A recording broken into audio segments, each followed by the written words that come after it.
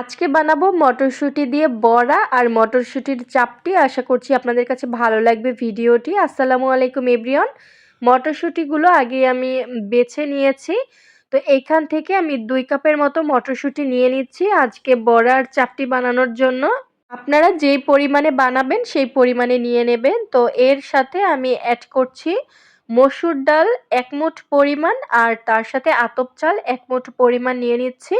তারপর পানি দিয়ে ভিজিয়ে রাখবো 30 মিনিটের মতো। চাইলে কিন্তু শুধু মটরশুঁটিও দিয়েও বড়া বা চাপটি বানাতে পারবেন, তবে চাল আর মসুর ডাল মিশালে কিন্তু একটু ভালো হবে খেতে। তো এটা আপনাদের ইচ্ছে। তারপর আমি অ্যাড করে দিলাম রসুন আর কাঁচামরিচ পেস্ট করে নিয়েছিলাম ব্লেন্ডার করার পরে। তো এই কারণে আসলে কালারটা এরকম হয়েছে। যাই হোক, অ্যাড করে দিচ্ছি স্বাদ মতো লবণ।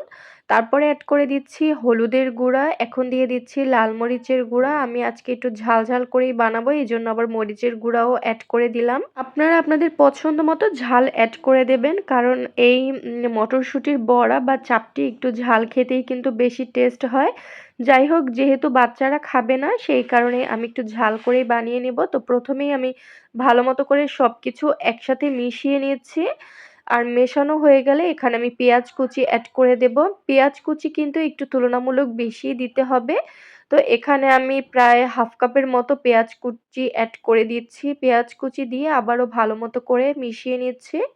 এর মধ্যে কিন্তু ধনিয়া পাতাও ব্যবহার করতে পারেন, তবে আমার কাছে ধনিয়া পাতা আজকে ছিল না তাই আমি স্কিপ করেছি।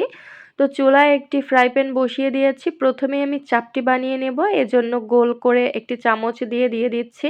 আর এখানে কিন্তু অবশ্যই সামান্য পরিমাণ তেল ব্রাশ করে নেবেন, তা না হলে কিন্তু চাপটিটা ঠিকভাবে দিতে পারবেন না। তো দেখুন, একদম লো আঁচে 2 মিনিটের মতো আমি চাপটিটা ভেজে নিয়েছি। অপর সাইড ভাজতে হবে না, এক সাইড থেকে কিন্তু ভেজে নিলেই হবে।